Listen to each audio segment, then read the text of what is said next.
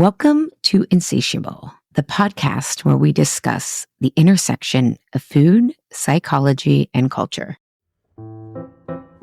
There are 10,000 different ways that you can exercise and move your body. There are actually like 15 technically different ways that you can diet that have been proven in research to be healthy and realistic for weight loss. And now we have medications, and there's going to be more of them. And we've had medications for a while, actually. There was just this like gigantic boom with GLP-1s, I think, because they're more successful in terms of weight loss percentages than a lot of medications we had earlier in the 2000s. I'm your host, Ali Shapiro, an integrated health coach, 32-year and counting cancer survivor, and have radically healed my relationship with food and my body. And for the past 17 years, I've been working with clients individually, in group programs, and in company settings to do the same. Welcome. The information in this podcast should not be considered personal, individual, or medical advice.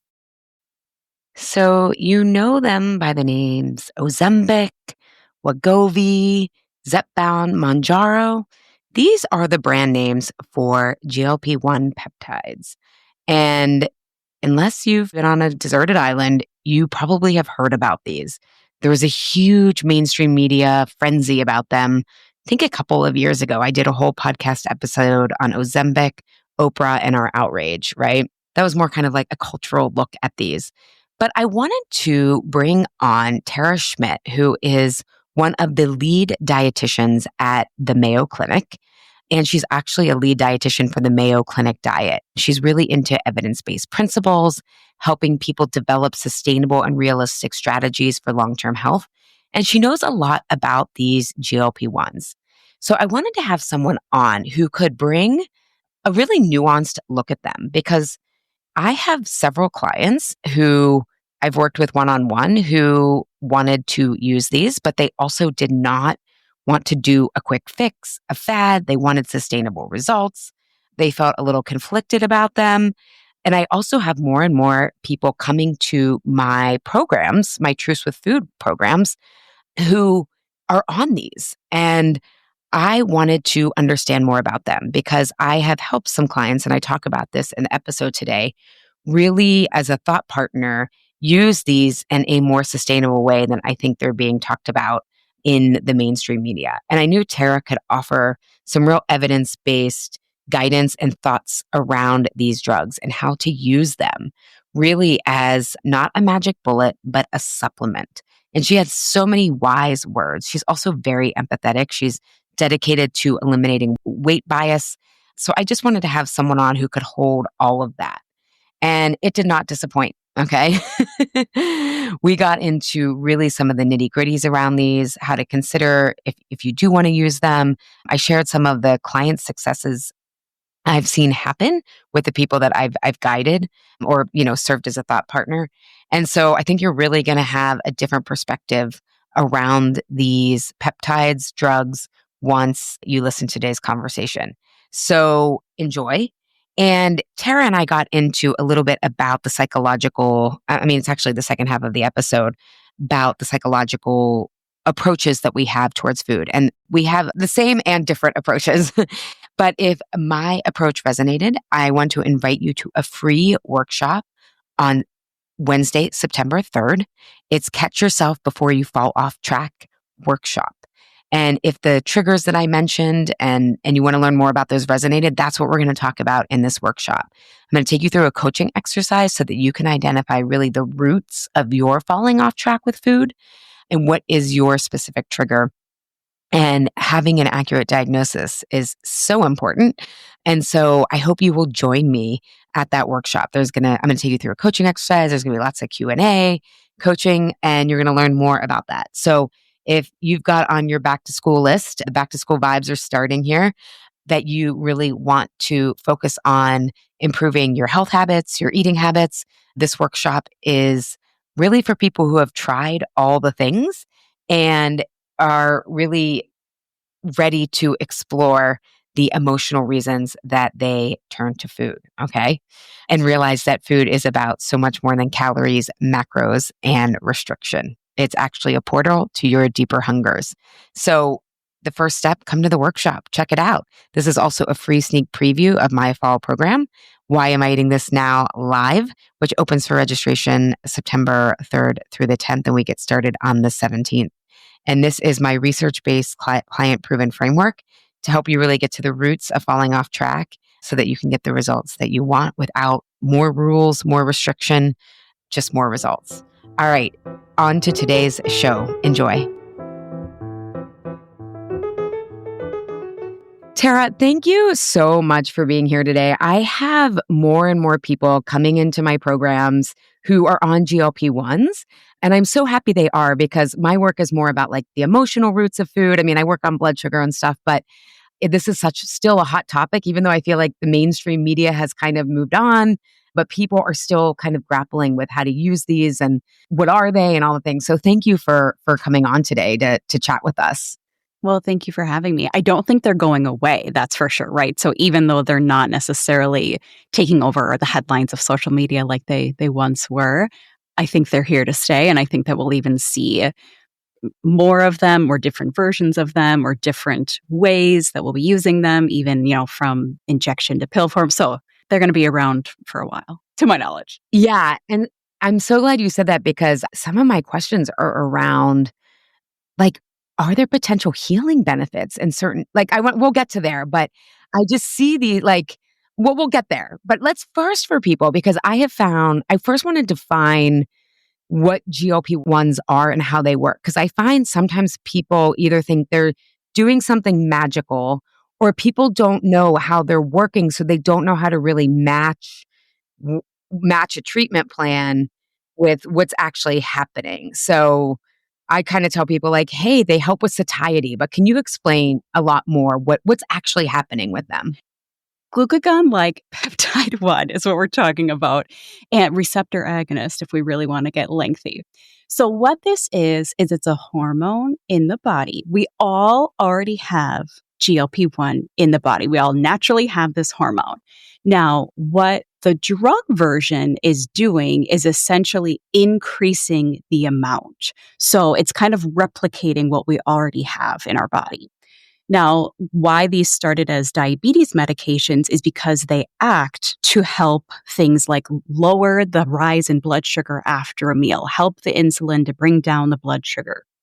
And they're acting not only in like the liver and the pancreas in that diabetes family, but they're also acting in the brain and in the stomach, which is really helping with obesity.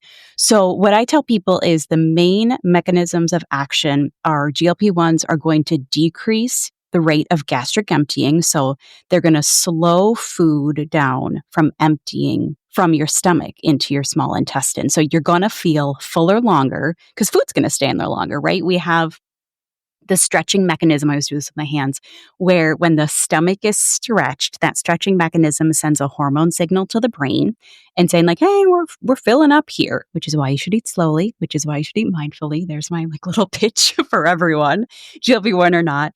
But now when food is going to stay in the stomach longer because of delayed gastric emptying, you're going to have that signal active longer. That's happening in the stomach.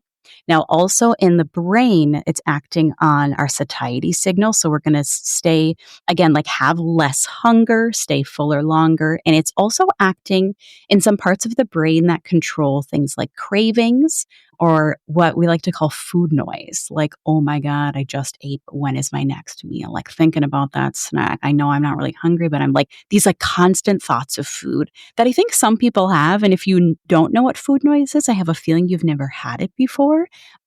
But if I mention it and I kind of describe it to some people, they're like, oh, yeah. Like, I've got that. Like, that's me. Yeah. I think there's like two root causes of food noise. One is the lack of satiety and blood sugar control, and then like emotional food detachment. Environmental, yes. Yes. But I think what you brought up to people is just really explaining to them how they feel satisfied from food. Because one of the women I was chatting with about questions, she's on them. And she's, I think, on like the 5 milligrams. And I don't know what else she's doing, but she's like, it's amazing. I don't feel restricted or deprived on them. And it was like this kind of like interesting thought to me because I am not about diet culture at all, but part of the kind of conventional thinking is, oh, we only binge or overeat when we restrict, right? But it's like, there's more nuance to that because this woman is sharing this like, oh, I'm still restricting now, but I don't feel deprived or restricted because I actually feel satiated. So I think that's just like an interesting thing for people to realize. It's not necessarily restriction or deprivation. Like, it's not automatic when you cut back. It's like, are you still balancing your blood sugar? Are you still feeling satisfied from eating slowly, mindful? It kind of turns some of that like conventional, well, all binging is from restriction on its head, I think. Yeah. And, the thing that we have to be careful of with GLP-1s is people actually under eating or not eating healthfully or in nutrient dense or getting enough protein in, because some people really don't feel hunger or even thirst after these medications. And you can think in terms of weight loss, like, oh, that sounds great. But like, no, I still need you to eat. I still need you to get nutrition in. So it's this really fine balance of like, yeah, you might feel so much more at peace or at ease, like just not having constant hunger, like not really having an appetite, feeling more satisfied. You kind of have more, we would call glucose homeostasis with the GLP-1 because of how they're acting, like they're stimulating insulin secretion and release from the pancreas. We're suppressing glucagon secretion. And that's all good, right? However, not having an appetite or not eating in hello diet culture does not equal good news in all cases. So we got to also make sure that there's this like nutrition, please. Oh, Well, I'm glad that you bring this up because how do you think about GLP-1s? Because I want to hear how you think about them. And I love that you said, in one interview, you're like, I work at the Mayo Clinic, like we're rule followers. to a T. Well, and exactly, like to me, that's part of why the Mayo Clinic is so revered, right? Like you follow the evidence and the research. And yet, and holding the and, we also know that a lot of these clinical studies are done on a specific kind of population that is, I would say, more of an emergency state than sometimes some of the people who are in the middle. It doesn't mean they're not creeping up that way, but how do you think of these GLP-1s? How do you use them in your toolbox?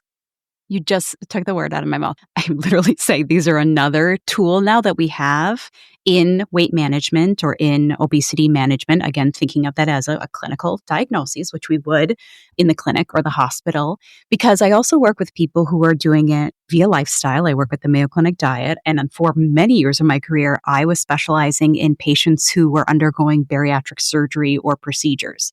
So I like to say that to manage excess weight, to improve your health, not to get a new jean size, because who cares about what jean size you wear? Lord knows.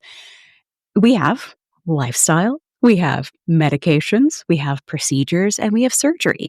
And there's going to be different risks associated with those, right? Like going under the knife per se, like is risky, like surgery is a risk. There's also a risk to dieting, and we know that there's some pretty bad risks to things like weight cycling. But there's always an appropriate pathway based on your health history, based on how much weight you, quote, need to lose to improve whatever health conditions we're talking about. If you even want to lose weight, if you want to trial a medication, but it's also not a like you pick something and that's the end of the road. We're using some medications with surgery, or I think we're going to see a little dip in surgery, which we have with GLP-1s, but also like the cost of them over the long term compared to the cost of surgery is up for debate. So it's an option, right? Like there are 10,000 different ways that you can exercise and move your body. There are actually like 15 technically different ways that you can diet that have been proven in research to be healthy and realistic for weight loss. And now we have medications and there's going to be more of them. And we've had medications for a while, actually. There was just this like gigantic boom with GLP-1s, I think, because they're more successful in terms of weight loss percentages than a lot of medications we had earlier in the 2000s. So what I hear you saying is that it's a tool, like I always tell clients who are interested in it, it is the supplement. Like you still have to do the foundations to sustain it. And the reason that I asked that is because I wanted to ask you about dosing. And that's why I was kind of like, we follow the rules and coming back to the studies, the type of people they were done on, because I love evidence-based research, and I also think science is a continuing quest for knowledge, right? It's always changing.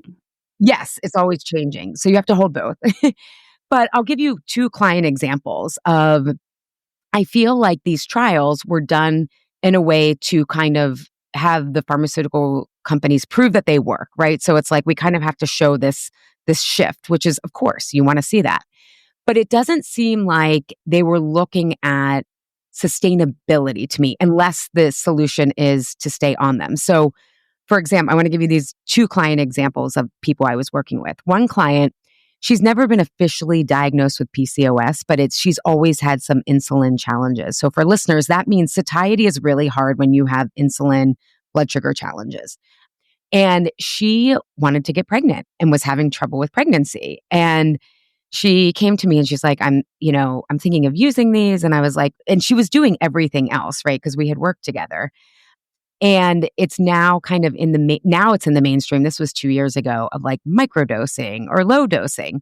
And I don't think there's evidence on that yet, but she was like, I was like, well, in general, it just seems like you would always want the least amount of dosage and maximum results. And she told me, and everyone gave me permission to talk about this.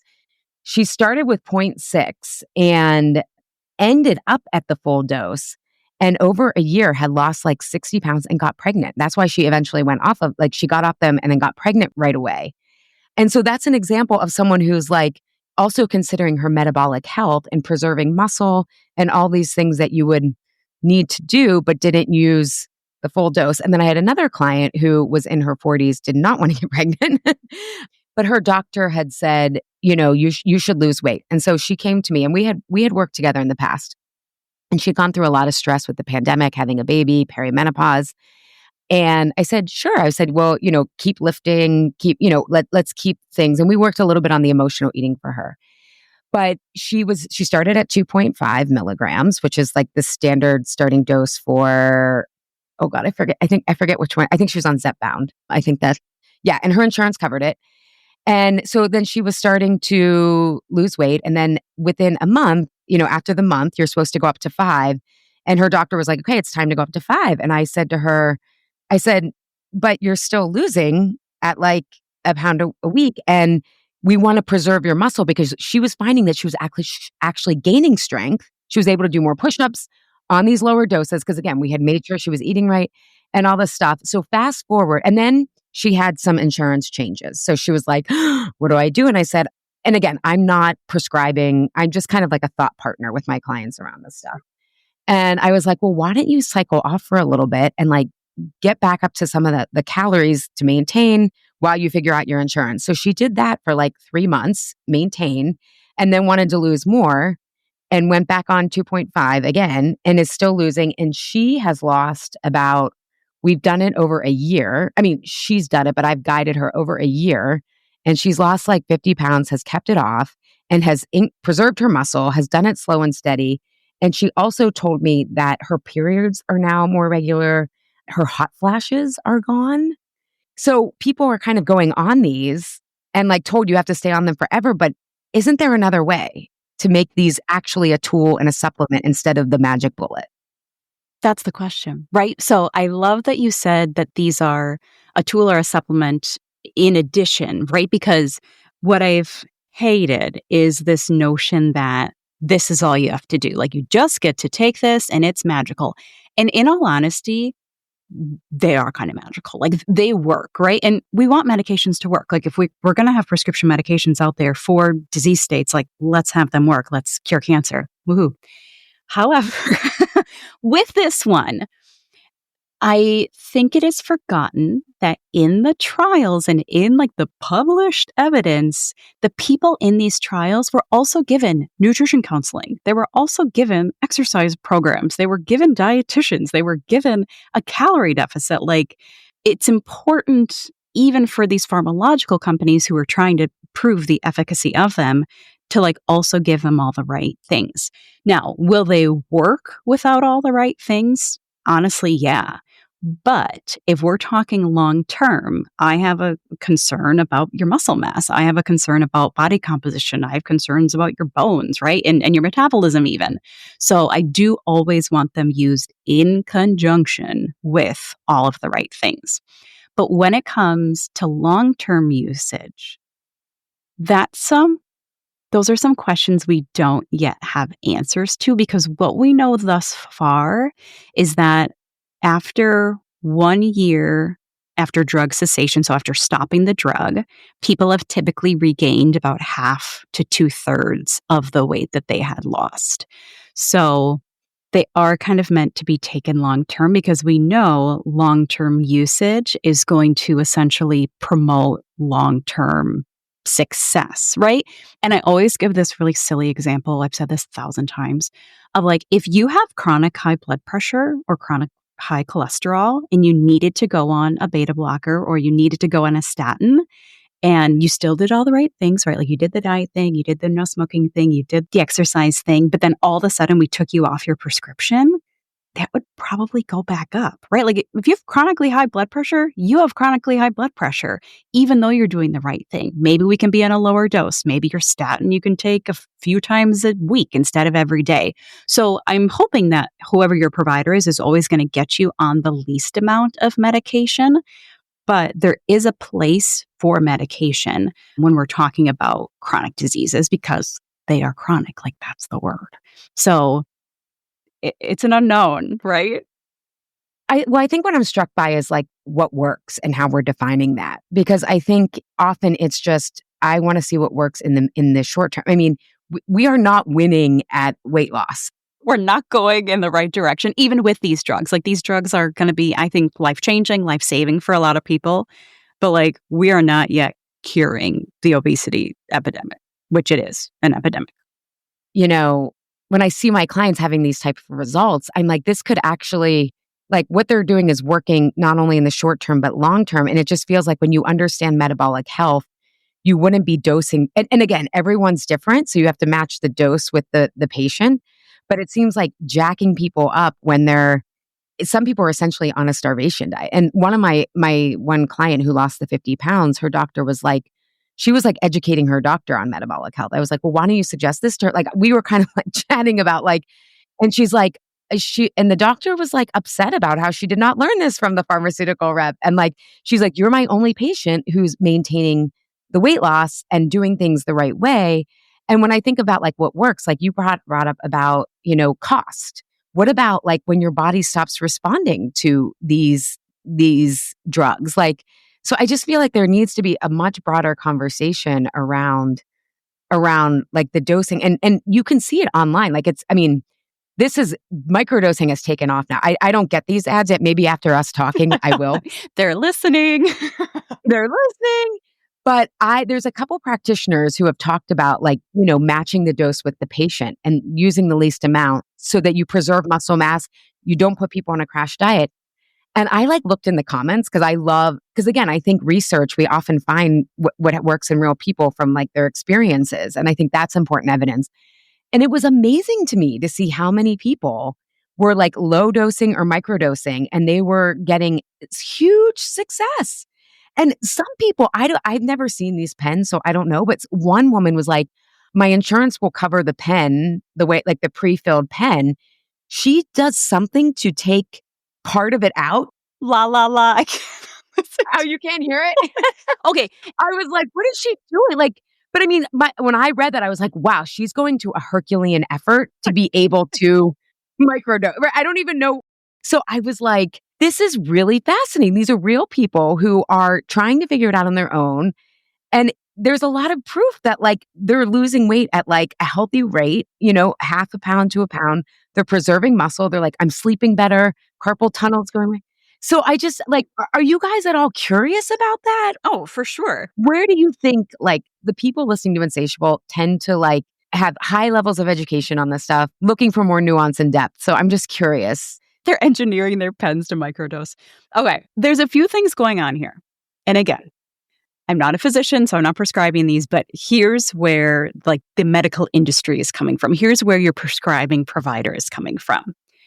The FDA-approved medications are the ones that come in the pens, right? They're only manufactured by a few big guys in the market because those are the ones that were studied and those are the ones that are FDA-approved. We at Mayo Clinic only do FDA-approved things, right? Unless you have an allergy and yada, yada, then we'll get you compounded, whatever. So what's happening out there with, quote, microdosing is you can't microdose with an FDA-approved medication unless you're Jimmy rigging your pen, which, again, like, I just can't endorse it, you guys, okay? I can't. Because it's not FDA approved. So at Mayo, we're not microdosing because we're not prescribing compounded medications. You can only microdose from a compounded medication because those are going to come in a vial, which you use your syringe and you decide your dose, right? Like you literally like pull up the medication to however many units you need and then you inject yourself. The people who are doing it with a pen is kind of impressive to me. Please don't do that, but Right way to think outside the box, like, or outside the syringe. so those are the two companies of like, you're not getting the FDA approved medication if you're microdosing. You're only getting the FDA approved medication if you're on if you're getting it from a company and it's in a pen or a syringe for you, like preloaded. So that's the information out there.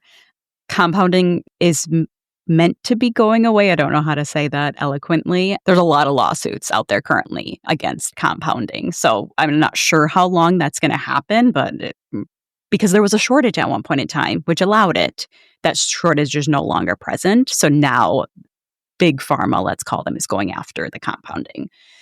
Now, I absolutely agree with you that we are not escalating people just to escalate them. That's the progression. Like, so that's like essentially like what the directions say to do. Like after 4 weeks, you do X, and after 8 weeks, you do Y. But I don't know any physicians that are like pushing people to be on the highest dose. If anything, people are asking about microdosing or, like going off long term. And the answer to me has always been, we probably are not going to take you off, but we'll get you on the lowest dose possible so that you can like keep that like therapeutic, helpful dose so that you keep getting the effects and you don't have this 66% weight regain effect. Yeah. Because when I was asking questions, to give questions to bring to you, one person was like, she's like, I feel so conflicted because she's like a feminist and, like but she's like, but I need to lose weight. And I was like, no, that's fine. Those two things can be true. Yeah, exactly. And she's like, I'm on 5, but we're debating whether to go to 7.5 milligrams and I'm not having any side effects. And I was like, I don't think the question is like, if you're having side effects, it's like, are you still feeling really great and reaching your goals on the current dose? I said, but I will ask Tara for you. There's always this balance of, is it working? One, like, are you getting the results that you need to get or the results that are expected?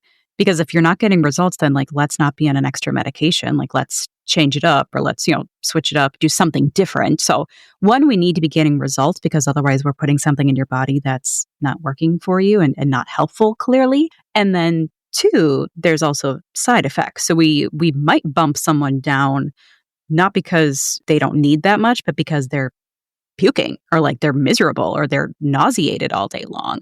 So the good thing about these medications is that there are multiple dosages of all of them in most cases, especially if it's an injectable. So we can go up, we can go down, we can go off and maybe put you back on. Like there's options and those are conversations that I want people to feel empowered to have with their prescribing provider of like, ask questions. Like, you are the patient. Why don't you ask like, hey, can I just stay on 5? Like, do I have to go to 7.5 or like, is it safe for me to go up, after this, or I'm really having symptoms. Is it okay if we drop it down? I don't know any physician who wouldn't want you to ask those questions. Like they're going to follow the rules because that's what they're meant to do. And that's what they're legally obligated to do. And they're going to do what the pharmacology companies told them to do because they're following what's been researched and what they spent years doing with subjects. But you still get to have a say in if it's safe. Why wouldn't they let you do something like that? Especially take less medication.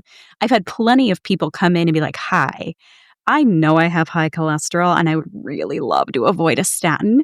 And the cardiologists I work with, if it's safe, will say, you got 3 months. Go hang out with Tara and come back in 3 months. Or, hey, I'd really love to avoid this. All right, go hang out with Tara, come back in 6 months and we'll see.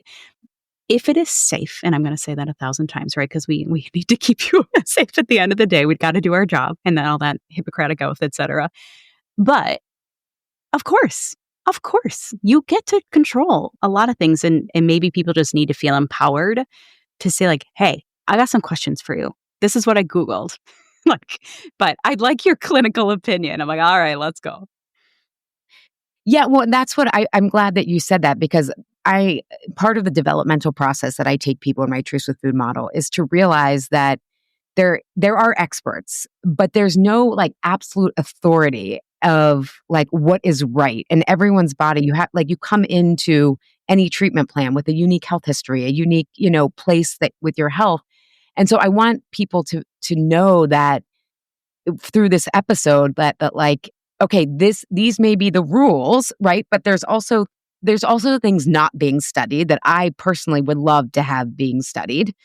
And that this is like based on a certain set of clinical trials, and that there doesn't mean there's not flexibility within that. Because I think a lot of times when people have had shame and struggle with weight, right, there's this perfectionism that comes in. It's like, if I do things perfectly, it's going to work. I can't tolerate any risk of going outside the plan.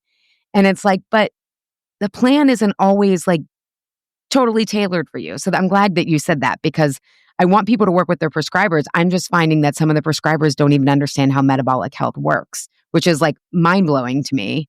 And it's like, and just for listeners, metabolic health, we've done some past episodes, but that's kind of preserving your muscle mass, getting your heart health in check, like getting insulin under control. And that is the goal to keeping weight off, right? Wouldn't you say that, Tara? Well, and when you talk about metabolic health, I'm thinking like, of course they know about metabolic health, but I work at a very highly specialized clinic where like we have a women's health department, and we have an endocrinology department, and we have a surgery department, and we have a GI department, and like everyone's like in their little houses.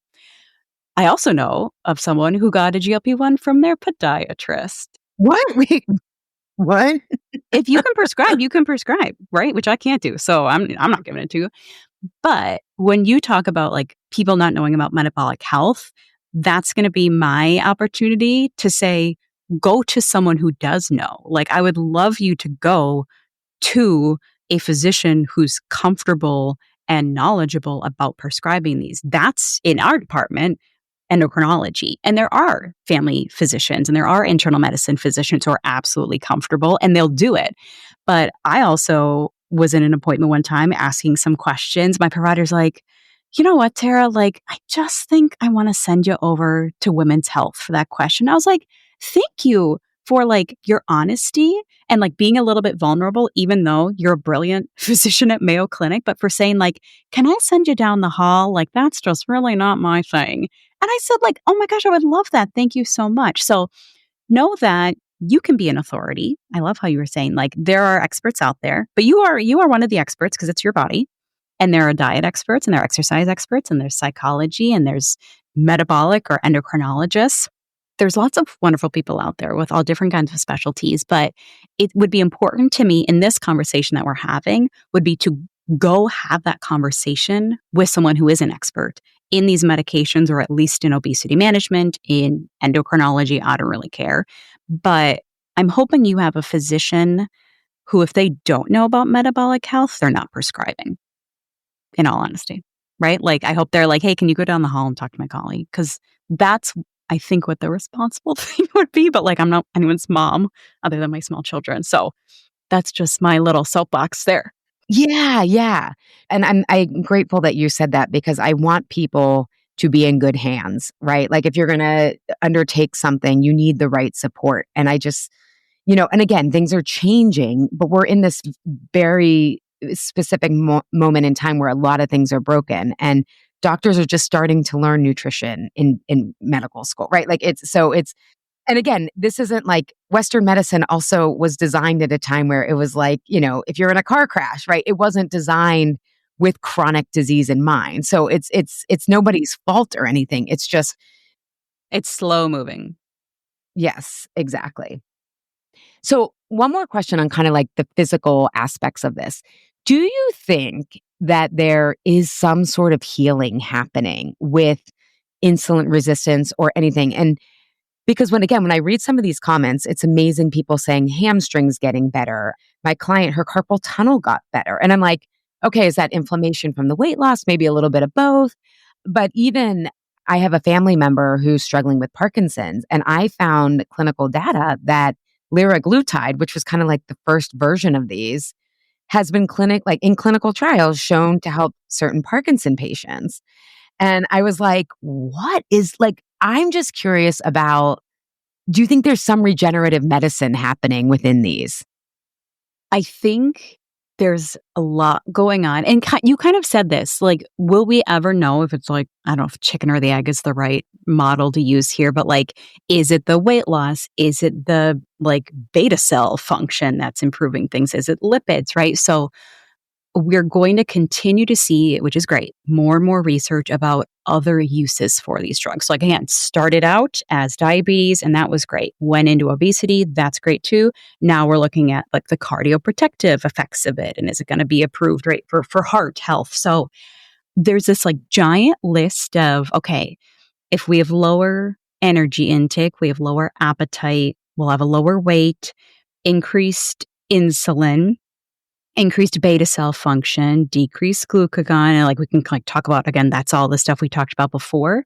But we're also finding they improve lipid disorders, so like fat in the blood pressure. Fatty liver is a huge problem in the United States, even with kids, which is really kind of scary and sad. So these are improving fatty liver, reduced risk of heart disease, reduced risk of kidney disease, delays the progression of diabetes-related neuropathy, renal benefits. I don't know if I said the kidney already. Cardioprotective, increased lifespan, all-cause mortality, studying it for Alzheimer's, alcohol use disorders in terms of like the addiction. So I don't have answers. I don't think I have the answer to your question, but like there are things happening that are positive, hugely positive, obviously. And we also know in the more negative realm that like having excess weight negatively impacts all of those things. So I think maybe both things can be true, right? Like when we have improved function of all these things, like that's good, clearly. And when we reduce our excess weight okay, now I have a third thing that I thought of. And are we reducing our intake of ultra processed foods? Okay, that's it's like honestly a whole nother bucket, right? Not only are we losing weight, not only do we have like improved organ function, but because we have lower appetite, because we have less cravings, now are we eating less? Can I say crap? That's not a bad thing either. So maybe it's all the above. We need like a chicken and an egg and something else. In my Truths with Food model is rooted in developmental psychology, and what I'm trying to always get clients to realize is that what you're trying to do is move them up. It's called complexity fitness, being able to hold nothing is one thing. Oh my gosh. Yes. Right. So what you're saying is like, okay, maybe it's the weight loss, maybe it's the inflammation, maybe it's the beta cell. But the cool thing is like when you address the roots of something, you don't have to address each thing individually. Like all the systems get better. Right. So I wish everyone knew that about nutrition because I'm asked so many questions, mostly from the media, about like specific foods, specific ingredients. And I'm like, it's more complex than that. Like we don't just like live in a room and like eat bananas. Like, okay, are bananas good or bad? Like, well, you locked me in a room and all you gave me was bananas. Like there's a problem there. Like that's not how anyone lives. Is there anyone going to let me out? I'm claustrophobic. Like bananas are great. So let's not study that bananas are bad because you locked me in a room and all you gave me was bananas. So I love that you mentioned complexity because food is complex. Like eating is complex. Oh my God. I tell my clients, I'm like, those continuous glucose monitors, the banana example, like, did you eat the banana in a rush because you were late to drop off your kid and you have a big work? Like that stress is going to... Did you only eat the banana or was there some peanut butter and toast with it? Well, this is not what clients come to me for, but they leave valuing discernment. And I'm like, you need to understand the media is targeting a developmental level of good or bad. of headlines like bananas are bad, like But super simple. butter is back. Like literally 3 words, right? Like don't drink coffee. Like wait. The answer is always it depends, but that is not going to sell magazines. People hate when I say that. Yes. Oh my gosh. I know. Well, fortunately, like you get tired of that eventually and you're like, okay, I have to add some more complexity. So speaking of complexity, so a lot of my clients kind of come to me when I don't know if they can articulate this yet, but they know that what they were doing is no longer working. And so I basically help them see that health, weight, food is more than food and exercise, that it's also actually in my work about attachment and belonging. And we turn to that when we don't feel like we have that, because nature, when we turn to food, it stimulates attachment chemicals, but it doesn't give us the deeper caregiving. Yes, dopamine, oxytocin.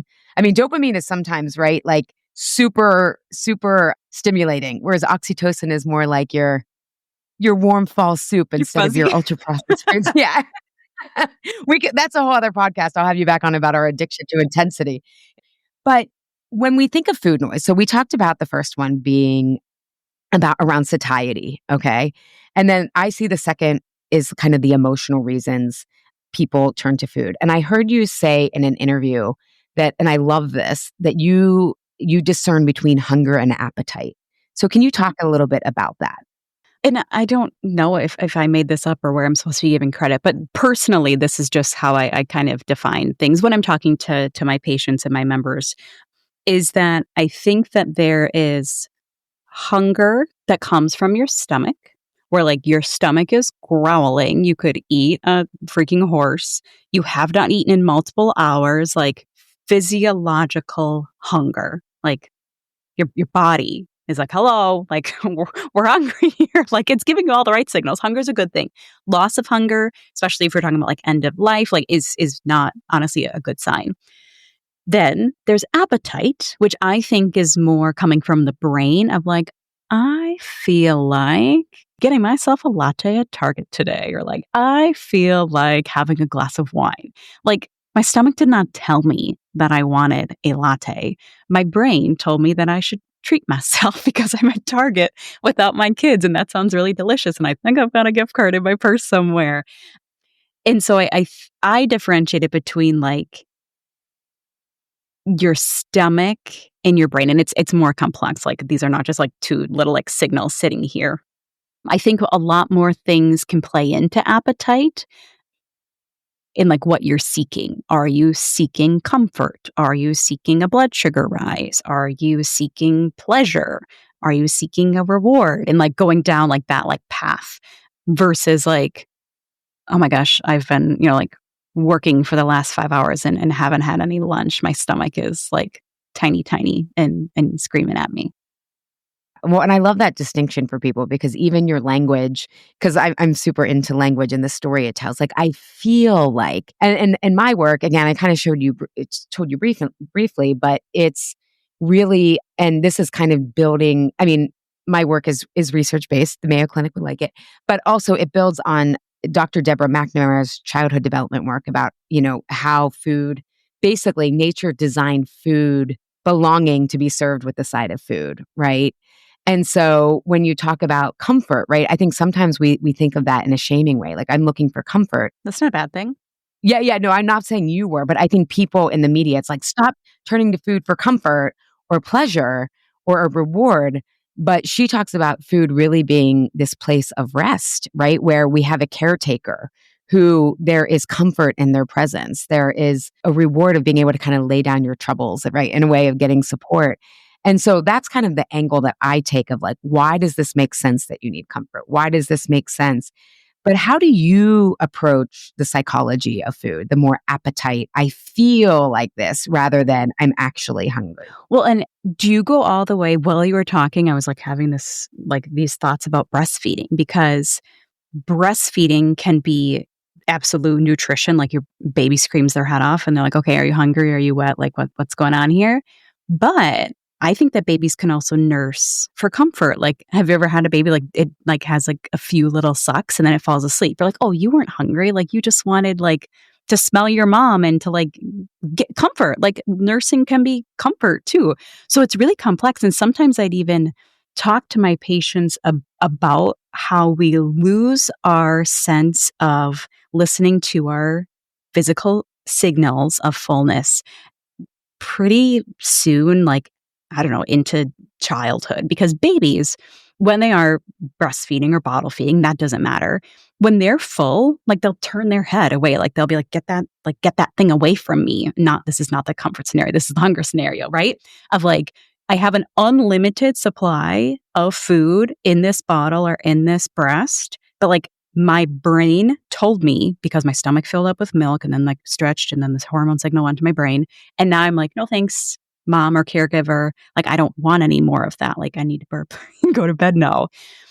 We lose listening to those signals very early on because when we have more mature brains and we're like functioning humans eventually, but we have environmental cues, right? Of like, ooh, that looks good, right? Like I saw the Starbucks. Or we have emotional cues of like, oh, I'm really feeling like this. I'm going to use food to provide me with that. So I do a little bit, especially because I'm in groups a lot, of the basic like, okay, what was your trigger? What was the response to the trigger? And what was the reward at the end of the day? And like helping people find how they're rewarding themselves. And just the question of not, can you do something else always, but can you adapt your response? So like, not that you're not going to have a cookie because you want a cookie, and guess what? Cookies are not like evil things or quote bad. I hate when people call foods good or bad. Like they don't have values associated with them. Like it's just a cookie, Cheryl. So I would do more so like, okay, I understand you're seeking this reward. How can we improve your response? Like maybe it's one or two. Maybe it's saved for Fridays. Maybe it is no cookies, leave the house. Like you actually just needed some sunlight. You needed to go for a walk. But I look more at the, yes, what reward are you seeking? And how can we adapt either your trigger in the first place or your response to it? Yeah, yeah. Well, I love that you brought up breastfeeding, and because I think sometimes when there's advice around, like when I read in the magazines, right, it's like, oh, it's for comfort or pleasure. But what you're describing is that we know but don't remember that food and safety are intertwined, right? Because, and this is what actually Dr. Deborah McNamara, I had her on my podcast. Well, we'll link it in the show notes, episode 280. But she talked about what Maslow got wrong. Like, Mm-hmm. Yeah. Maslow and his hierarchy of needs.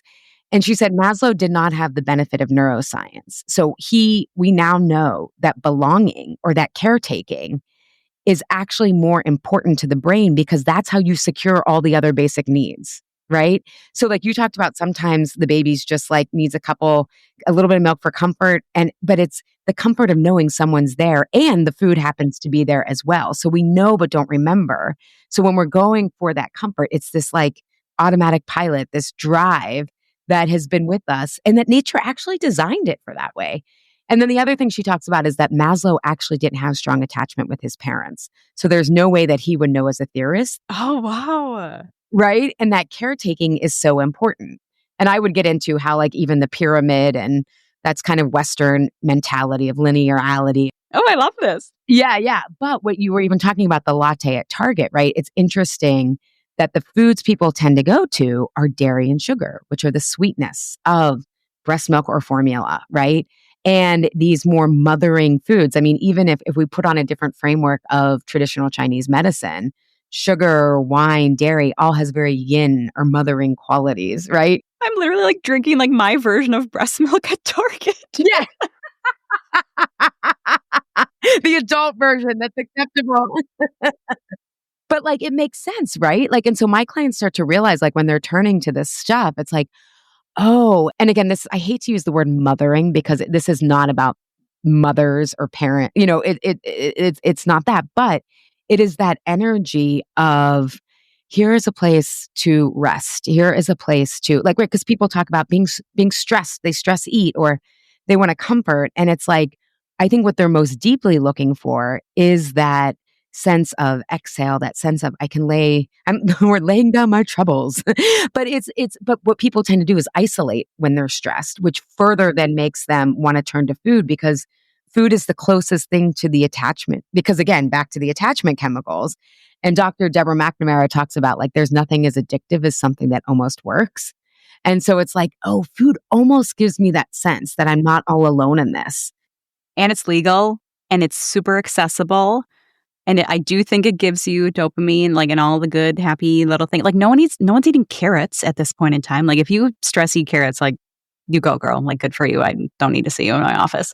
But that's not what's happening. Like, we're seeking the things.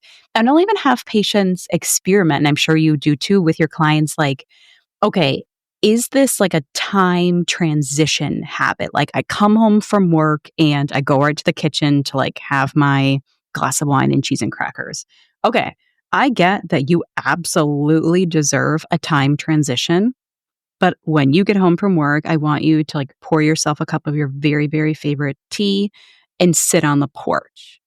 And I think you're going to hopefully get the same benefit. And if you don't, then my experiment failed and we're going to go back to the drawing board and think of something you do like. Because you're like, ew, Tara, I hate teas and I hate mosquitoes. Like, okay, then you give me something else. But we like continually experiment until you get that same feeling, if that's appropriate. And if we just need to be like, okay, less wine or let's eliminate alcohol. Okay, like cheese and crackers, we're going to add some apples and some nuts to that charcuterie board and just cut down on the other things. It's all possible. It doesn't have to be this like eating for comfort is bad. Like that's not bad. It's okay. But how often, how much, what are you going for? Like, we have room. It doesn't need to be black and white. Yeah. Well, and that's part of the developmental process people have to go through is like not being all or nothing, good, bad. But I love that you talked about basically the way that I heard it is like, when is this just a habit that your brain has picked up? And the neural pathway is like, that's comfortable because it's like there's no resistance. And I love that you said this because this comes up when people are further along in the process, when they really understand what's going on. They're like, how do I know this just isn't a habit that I need to unlearn versus feeling like this is actually about safety and belonging? And just to kind of back up, I take a similar approach to you, but I think we might deviate a little bit, is that there's 4 main triggers that I've help people identify. It's like tired, but it's not just about a nap. It's not like doing things that you like in your life. It's overriding your body's need for rest, right? Anxiousness, which is like when uncertainty is coming from the outside. So I'm sure you saw during COVID, right? Like weight went up, alcohol use went up. Like we in America, even though we're going through, the past several decades more transition, like we're a relatively stable country. Like, so it's like uncertainty can be hard. And then inadequacy, which is like, I'm not feeling enough, I'm feeling too much. And initially people think that's just about their weight, but it's like, oh, and, I'm feeling inadequate in other ways, which is like, oh my God, I messed up at work, or I feel like an imposter. I'm going to go get something to eat while I decide what to do. And then loneliness is where you just feel like really separate in whatever you're struggling with, not only food and weight, but other things. And so what I've mapped in my research is that there's different needs that each trigger needs satiated by. So I say to my clients, I'm like, so example, the tired trigger needs rest, but there's other ways to get rest than just taking a nap, right? There's walking, there's kind of what you were talking about, like, let's try some different things. But what I say to clients is like, okay, if you cannot make the change through logic alone, it's probably not like habitual, right? Like if you're getting a logic plan, right? Like, and transitions are such, I love that you brought that up, hard times for people because feeling our feelings is a luxury, right? Like the body's prioritizing like, what's I can only do what's efficient, right? Like, and so to feel our feelings, we actually need a safe space for them to come up. So for a lot of people, I'm like, is it really about the transition, or all those feelings that you kind of just push through during the day are now coming up? So, and it's like, oh, my clients are like, I mean, there's so much therapy, even trauma therapy. And it's like, then you ask me this, what tail trigger is it? I'm like, I had no idea so much was happening inside me. And I'm like, yeah, because we're kind of like, most of my clients feel like bobbleheads, right? Like I'm just kind of cut off from the the neck down, but it's about identifying the needs. And that, so it's like, well, if during a transition, just like, not, altering your routine when you get home, having cheese and crackers in the house, not having it in the house, because different people feel differently. I don't know if you've found that, but like some people feel really unsafe, especially if they've experienced food insecurity as kids. Or there's other people in your home who are, quote, allowed to have cheese and crackers. Like, Yeah, yeah, yeah. So it brings up, there's so many like emotional complexities in each of this. But I'm like, if you try the thing that's kind of logical and it's not working, then this belonging radar, which is, I'm getting really geeky, but I feel like you like geeky. It's called an emotional immune system that is really trying to preserve our ideas of looking good. If that feels alarmed, no amount of logic is going to kind of help you change those food habits. So that's how I see the difference between the two, because it's a more primal emotional alarm that can only be satiated with needs rather than changing habits. Is that clear? yeah, because the example I thought of is when I am very anxious about something. Like it's not logical. Like I know that. But if if my husband, for example, I'm going to throw him under the bus, is like, well, you don't have to worry about that. I'm like, thanks. Like, I didn't. Captain Obvious, you get the award. I didn't need your logic. I know I'm not logical right now, but my brain is on fire. And I actually had a psychologist tell me that like the fire alarm is going off, like beep, beep, like that super, super annoying fire alarm is going off. And so my brain is like, uh-oh, like my house is on fire. Like I have the right to be stressed out right now. My house could be on fire. However, in some cases, like, oh, I just burned toast and like the smoke from the toast made my fire alarm go off and that's really annoying. So like not logical that I'm freaking out because there's toast in the toaster and like, oh, like, okay, no big deal, Tara, like, haha, move on. But I'm not logical when that alarm is going off. So that's what I was thinking of when we were talking. Sometimes you don't have the space to be like, oh, that's just toast. Like, no, there's beeping and I don't know what it is. Yeah, well, and I love that you brought up that example because that's a great example. Our emotional immune system is made up of stories of things that really happened in the past, that smoke in this case was associated with maybe bad things happening or hard things happening. I mean, I just went through I had cancer as a teenager and I got my first mammogram and they were like, we see something abnormal. We don't know if it's just your body. Let's do a diagnostic mammogram. And I was like, oh, okay, fine. And then they were like, the doctor's like, look, I don't think you have cancer, but with your history, I want you to do a breast biopsy. And I was like, what? And it was like, I knew all the logical stuff, right? Like, I know this is probably nothing. They don't want to get sued. They also care, like all this stuff. But like, I could not sleep. Of course not. Yeah. And it was like, my body has actually been through some real things that this is, when I was 13, they told me 25% chance, nothing, or 75% chance it was nothing.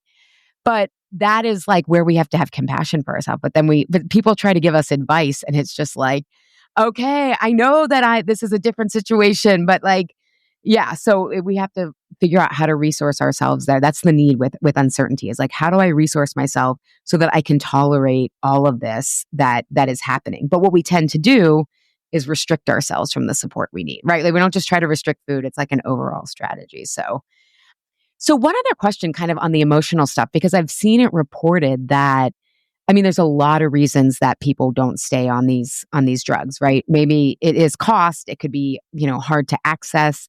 But one of the things I found really kind of like, oh yeah, that makes so much sense is a lot of people struggling with anxiety and depression because the reasons they turn to food, which in my opinion are these safety belonging issues, haven't been resolved. Have you seen that in your clinic of people really a lot more anxiety, depression because they don't have food to cope anymore? Or is that not always true? I mean, it's never always true, but have you seen that? I personally have not seen it, but I also like to talk about these medications like giving us the room to do what we've always needed to do. So like if you've dieted, welcome to the club, right, since you were 13, and we've like tried to do all like the quote right things of like, okay, I'm only I'm going to eat 3 meals a day, and I'm going to limit ultra processed foods, and I'm going to limit my added sugar, like all of the like reasonably healthy things, not in an overly restrictive manner. But like if you've ever tried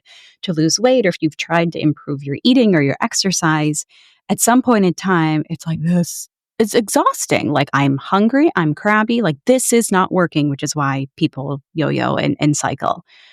Can these drugs, and this is a question, right, that we would love them to be used in this way, like can these drugs, because they're taking a little bit of the hunger away, because they're helping you feel fuller longer, right, because they're allowing you to reach a healthier weight, because you should only be on them if you're at an unhealthy weight, right? Can these drugs be the opportunity, give us the opportunity to take the space to do the things that we were meant to do, right?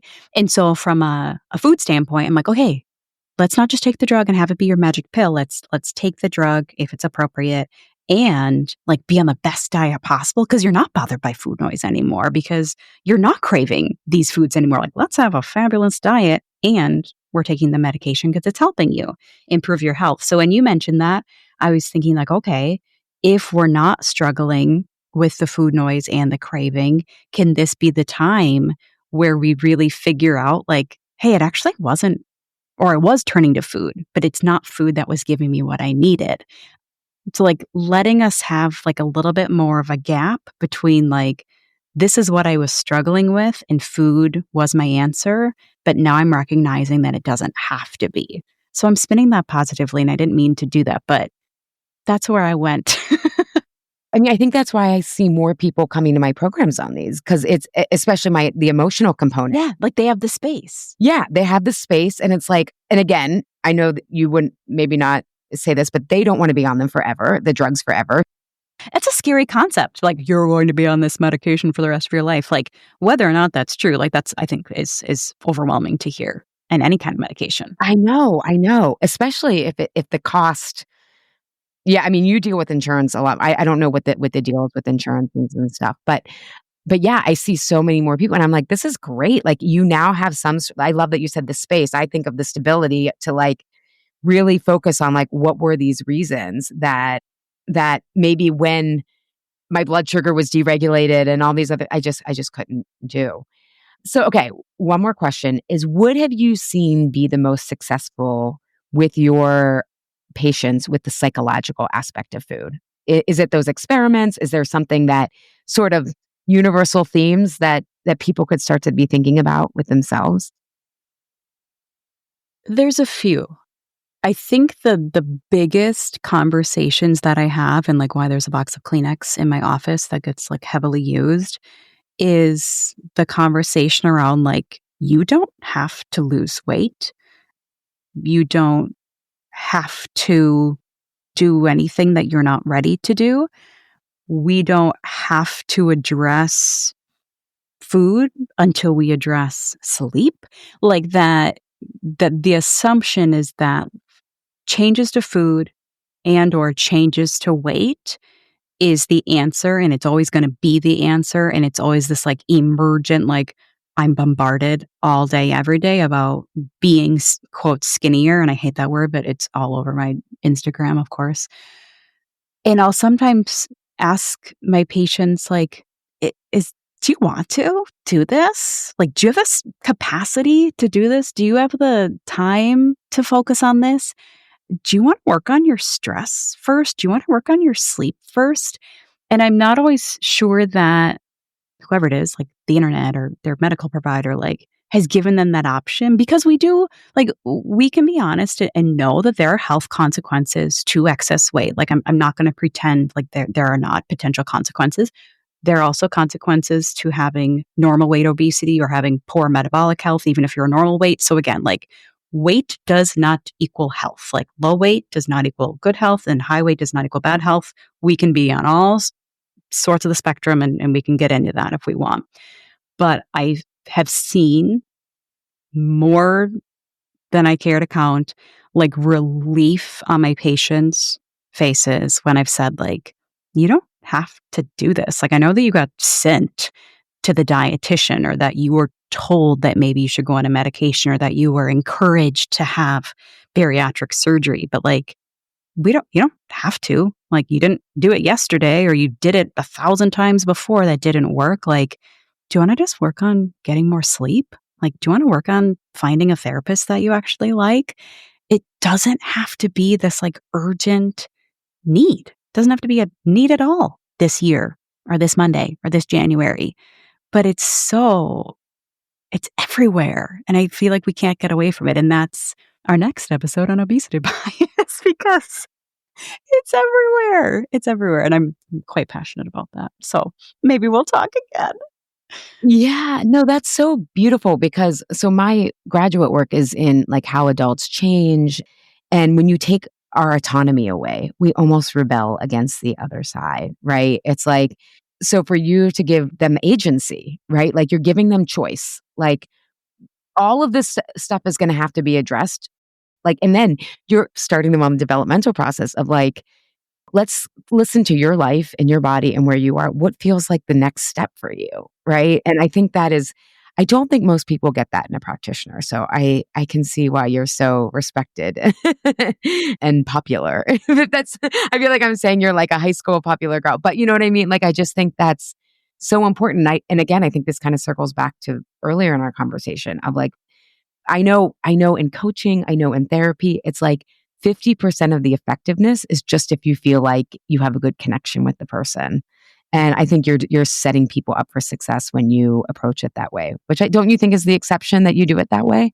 And I know fabulous, fabulous people who practice the same as me, and I was taught by the best. But I was going to say, like, I have some crazy goals that I've written down with patients. Like, ideally patients leave my room. We practice medical nutrition therapy. So, you're coming to see me for this condition, and nutrition is an aspect of that. And so I hope to help be a part of your treatment plan in terms of your doctor and whoever else you need to see. But I've had patients leave my office be like, Allie's going to go to bed at 10 o'clock. 5 days a week. And they're like, who are you? I thought you were the dietitian. But our whole conversation was about how you don't get enough sleep and how that can impact your eating habits and that can impact your weight. Or like, Allie is going to find a new therapist because she hates the one that she has. And I really think you need cognitive therapy or psychotherapy. Or I don't know. I wrote down once, like, I'm going to drink 6 Cokes per day. Never in my education did anyone say like, hey, Tara, you should prescribe 6 Cokes a day for people. I prescribed 6 Cokes a day for that person because they were drinking 12 and they agreed to 6 for me. And then the next time I saw them, we worked towards 2, right? Like, or the mini cans or X number of beers. I had someone who wrote down like, I'm only going to buy beer in 6 packs the next time that I go to the liquor store because that was their trigger from coming home from their very, very stressful job. If they bought 20 beers, they drank 20 beers. But if they just bought a 6-pack, they only drank 6.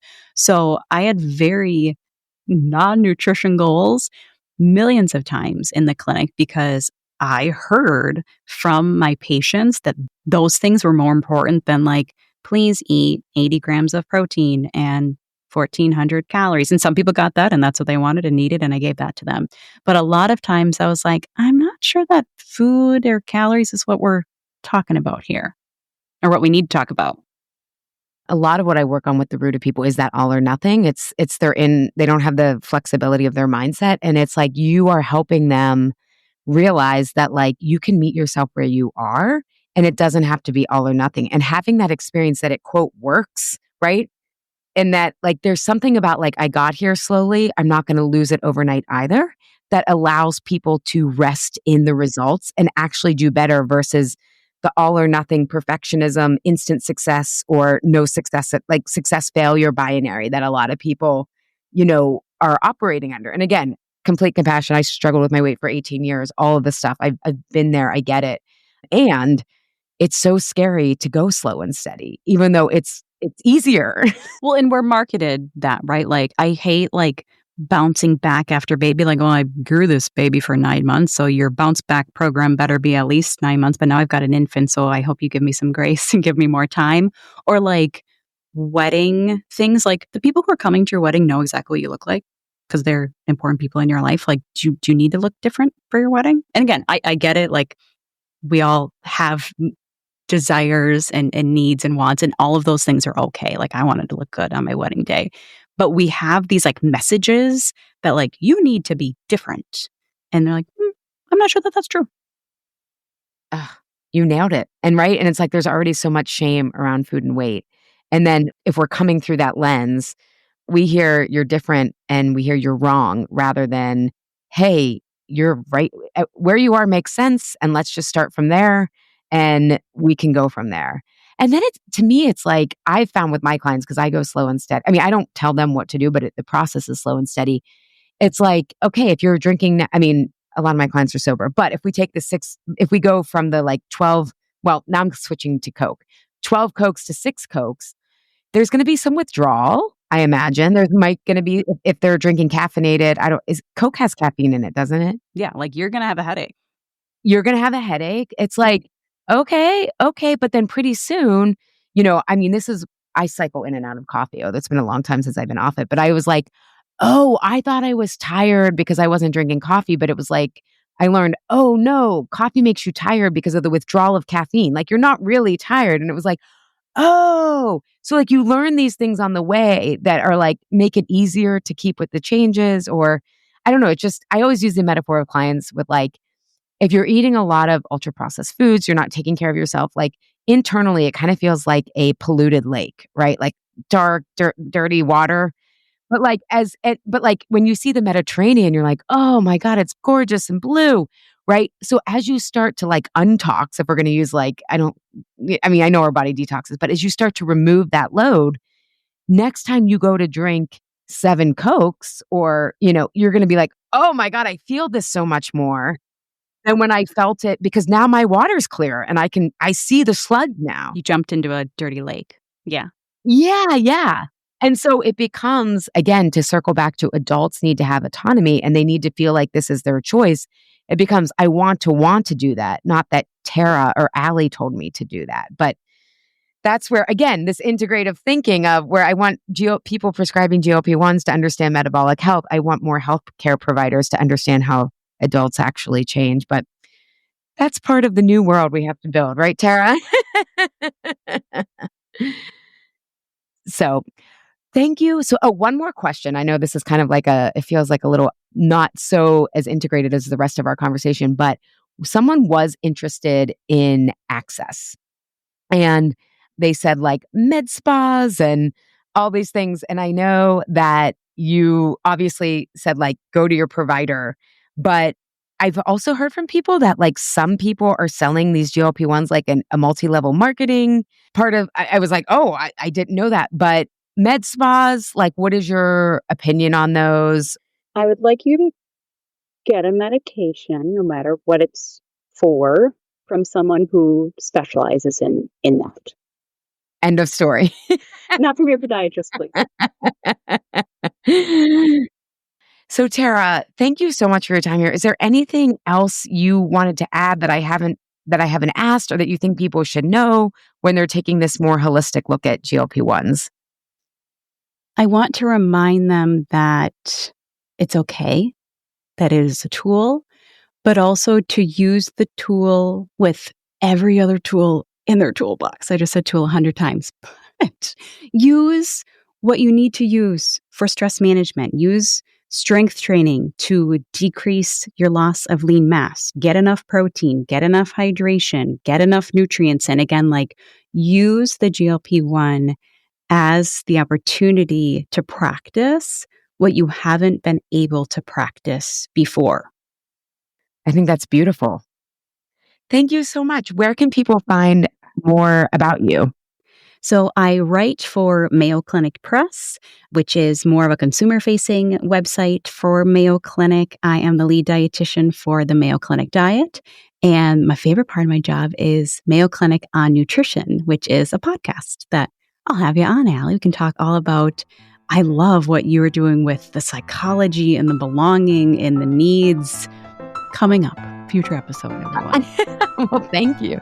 And we will link to all of that in the show notes. Thank you so much for your time, expertise, and compassion, Tara. It was really great to spend time with you, Allie. Thank you for having me on.